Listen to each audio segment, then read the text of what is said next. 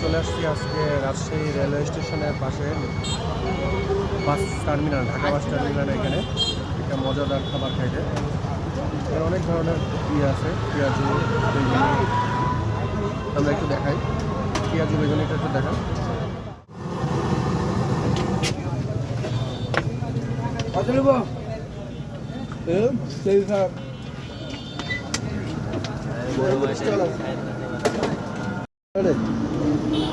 এখানে মাঝে মাঝে আসি এবং মজাদার পেঁয়াজু, মরিচের চপ, বিশেষ করে আমার এখানে পেঁয়াজি আর মরিচের চপটা খেতে ভালো লাগে।